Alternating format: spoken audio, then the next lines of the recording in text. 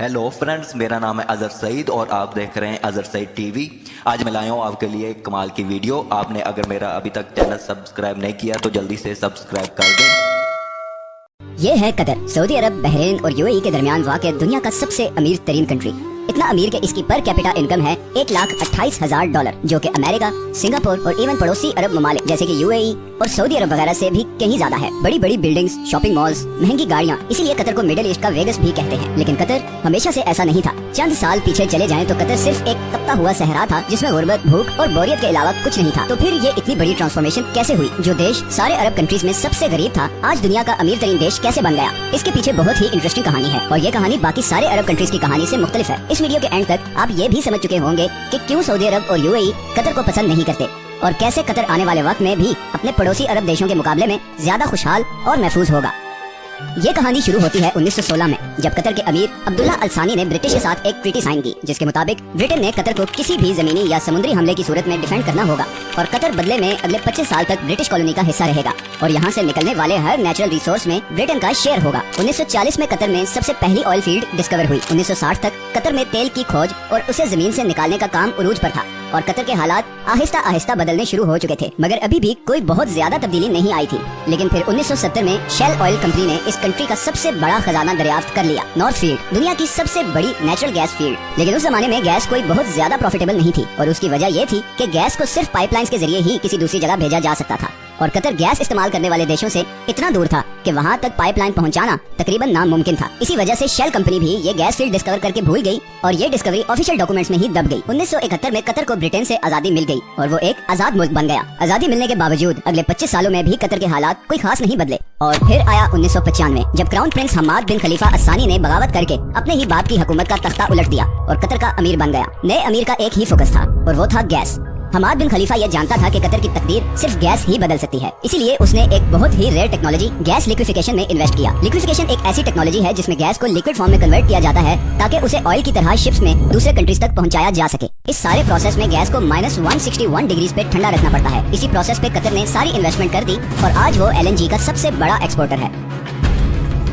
Qatar से gas import करने वाले कंट्रीज में Japan, India, China, south Korea और स्पेन शामिल हैं। बिलियंस ऑफ डॉलर्स कतर में आना शुरू हो गए, लेकिन कतर की तकदीर बदलने की इक्वेशन में तो ये सिर्फ एक छोटा सा हिस्सा था, क्योंकि नेचुरल रिसोर्सेज तो बहुत सी कंट्रीज के पास होते हैं, उन्हें एक्सप्लॉइट भी बहुत सी कंट्रीज कर लेते हैं, मगर असल मसला आता है उन रिसोर्सेज से आने वाले पैसे को सही इस्तेमाल करने का। वरना वेनेजुएला और अंगोला का अंजाम हमारे सामने है। यही वो जगह है जहाँ कतर बाकी तमाम कंट्रीज पर बाजी ले गया। कतर ने 2005 में कतर इन्वेस्टमेंट अथॉरिटी के नाम से एक कंपनी बनाई जिसका मकसद था तेल और गैस से आने वाले पैसे को पूरी दुनिया में इन्वेस्ट करना और इसीलिए आज दुनिया के हर बड़े मुल्क और हर बड़ी कंपनी में आपको कतरी इन्वेस्टमेंट नजर आएगी, चाहे वो लंदन के बड़े होटल्स, ऑफिसेज और अपार्टमेंट बिल्डिंग्स हों, अमेरिका के बड़े बड़े ऑफिसेज हों या फिर मल्टीनेशनल्स जैसे कि Volkswagen, Barclays bank, Shell, Tiffany and co या फिर रोसनेट, रशिया की सबसे बड़ी ऑयल कंपनी। इन तमाम कंट्रीज और कंपनीज में कतर की हैवी इन्वेस्टमेंट्स हैं, लेकिन ये भी कतर की टोटल इन्वेस्टमेंट्स का एक छोटा सा हिस्सा है। इसके अलावा Qatar billions of dollars roads, airports, research centres और फाइनेंशियल सेंटर्स वगैरह पे लगा चुका है। इवन के अभी फीफा वर्ल्ड कप, जो कि शायद दुनिया में स्पोर्ट्स का सबसे बड़ा इवेंट है, वो भी कतर में ही हो रहा है, क्योंकि ऐसे state of the art stadiums पूरे अरब में सिर्फ कतर के पास हैं। इन सारी इन्वेस्टमेंट्स का मकसद है ऑयल और गैस के अल्टरनेट इनकम सोर्सेज क्रिएट करना। अब ये तो थी कतर की इकोनॉमिक साइड। दूसरी तरफ इंटरनेशनल पॉलिटिकल इन्फ्लुएंस हासिल करने के लिए कतर ने दुनिया का सबसे बड़ा अरब मीडिया नेटवर्क शुरू किया, जिसे आज हम अल जजीरा के नाम से जानते हैं। असल में बहुत सालों तक कतर सऊदी अरब के कंट्रोल में था और नए अमीर खलीफा बिन हमाद ये अच्छी तरह जानता था कि अगर कतर ने दुनिया में एक मकाम बनाना है तो उसके लिए उसकी एक अलग से पहचान बहुत जरूरी है। पूरी दुनिया तक कतर की आवाज और उसका नैरेटिव पहुंचाने में अल जजीरा ने एक बहुत जबरदस्त रोल प्ले किया है। 2010 की अरब स्प्रिंग के दौरान भी अल जजीरा वो वाहिद चैनल था जिसने प्रोटेस्ट को ऑन एयर किया और इसकी वजह से सऊदी अरब और दूसरी कंट्री से इसे जबरदस्त क्रिटिसिज्म का सामना भी करना पड़ा। अल जजीरा का इन्फ्लुएंस इतना ज्यादा है कि 2017 में जब सब अरब कंट्रीज ने कतर का बायकॉट किया तो उसको खत्म करने के लिए जो सबसे पहली डिमांड रखी गई थी वो थी अल जजीरा को बैन करना। सऊदी अरब और यूएई में तो अल जजीरा 2017 से अब तक बैन ही है। कतर का बायकॉट एक मुकम्मल फेलियर था और उसकी सबसे पहली वजह तो ये थी कि सऊदी अरब को इस बायकॉट में सारे अरब कंट्रीज की सपोर्ट हासिल नहीं थी।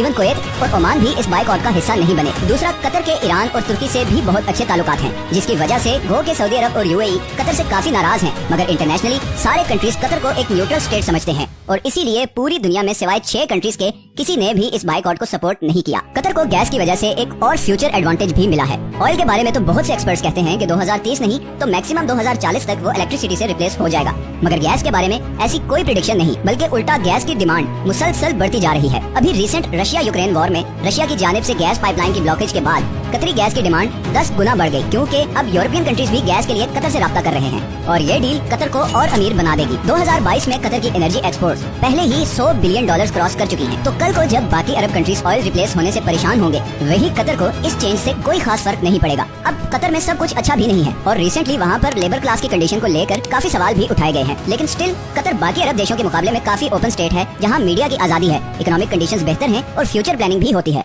आखिर में हम आते हैं उस खित्ते की तरफ जो शायद नेचुरल रिसोर्सेज से मालामाल है, मगर पॉलिटिकल डिफरेंसेस, करप्शन और रिलीजियस एक्सट्रीमिज्म की वजह से इस वक्त गुर्बत, भूख और बदअमनी का शिकार है। कतर की आबादी का 60% साउथ एशियंस हैं। इंडियंस, पाकिस्तानी, बांग्लादेशी और नेपाली कतरी पॉपुलेशन का सबसे बड़ा ग्रुप है। अपने देश और प्यारों से हजारों मील दूर दिन रात मेहनत करते ये लोग हर वक्त ख्वाब देखते हैं कि कब इनके अपने कंट्रीज इतने खुशहाल होंगे कि इन्हें 7 समुंदर पार इस जला देने वाली गर्मी से निजात मिले। हर वक्त सोशल मीडिया पे लड़ने वाले ये लोग बाहर की कंट्रीज में बिल्कुल मिलजुल कर रहते हैं, दुख बांटते हैं और एक दूसरे की मदद करते हैं, लेकिन जैसे ही ये वापस अपनी कंट्रीज में आते हैं तो वही पुराने पॉलिटिकल एजेंडे से मुतासिर होकर एक दूसरे को बुरा कहने और समझने लगते हैं। ना जाने ये हालात कब बदलेंगे, कब इस सब कॉन्टिनेंट के लोग ये फैसला करेंगे कि ये पॉलिटिशियंस की डर्टी पॉलिटिक्स का हिस्सा नहीं बनेंगे, इस ब्रेन वॉशिंग से बाहर निकलेंगे, दूसरों को भी इंसान समझेंगे और फाइनली ये फैसला करेंगे कि अब हमने अपने अपने कंट्रीज को उस मकान तक लेकर जाना है जहाँ पर आज नॉर्वे और कतर हैं। मैं उम्मीद